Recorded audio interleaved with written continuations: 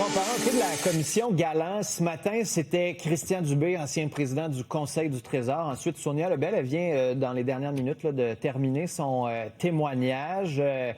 On va revenir avec l'ancien PDG de la SAQ cet après-midi, si je ne me trompe pas. Mais Philippe, c'est vraiment mardi, la grosse journée, là. On attend François Legault, on attend son équipe. Je posais un peu la question tantôt à Bernard Drinville, mais est-ce qu'il pourrait y avoir quelque chose d'assez grave devant la commission Galland pour François Legault, que ça change tous ses plans, qu'il parte, qu'on repousse le remaniement, ou au contraire qu'il redevance juste pour être capable de casser ce mauvais discours-là puis de changer de sujet rapidement?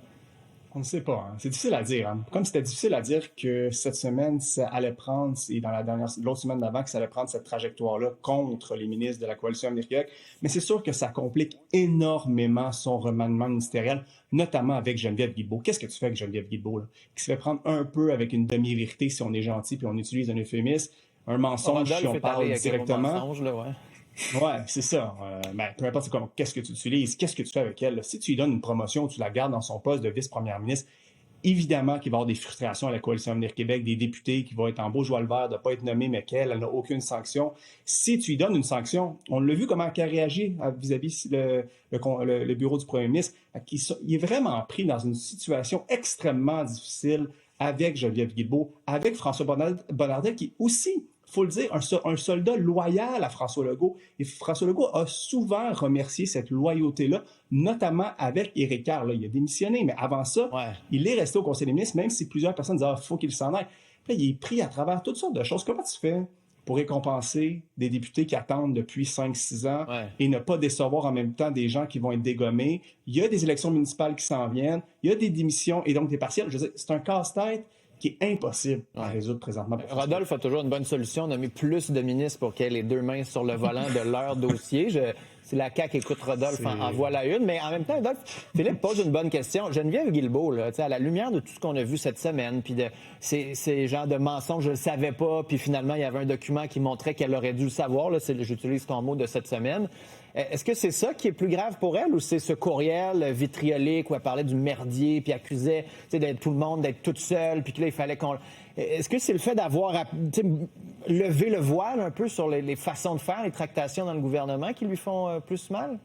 Oui, c'est le deuxième, c'est-à-dire c'est le courriel. Le premier, bon, le mensonge, OK, ça veut dire, elle va dire, bon, j'ai appris avec le rapport du vérificateur général, bon, écoutez, c'est difficile à croire, surtout après les témoignages, mais c'est surtout qu'elle a mis l'embarras sur le premier ministre, puis je pense pourquoi le premier ministre, en tout cas, témoigne mardi, c'est surtout peut-être aussi à cause de ce fameux courriel, le fait qu'ils avaient des échanges, qu'ils avaient des conversations et que le procureur va demander au premier ministre, mais Sonia Lebel, est-ce que vous en avez parlé, etc. Donc, j'ai l'impression que c'est très, très difficile pour elle. Et ce matin, quand je regardais le Sonia Lebel, je me disais, est-ce qu'elle est en train d'interviewer pour la job de vice-première ministre pour remplacer Geneviève Guilbeault? Parce que c'est un peu ça maintenant la dynamique. Est-ce que Geneviève Guilbeault va baisser? Est-ce que Sonia Lebel va monter? Et est-ce qu'il y aura un changement de ce poste très symbolique de vice-première ministre? Elsie, Moi, je pense que oui. Moi, je pense que oui, certainement. Là, Geneviève Guilbeault, c'est terminé. Et puis, moi, je mettrais effectivement Sonia Lebel à sa place. Mais c'est terminé vice-première ministre ou c'est terminé? Ah oui, c'est ça. Non, vice-première ministre. Au cabinet. Ensuite, oui, c'est ça. Okay. Exactement. Puis, je pense qu'ils attendent de voir un peu là, la fin des témoignages pour voir où on la fait atterrir.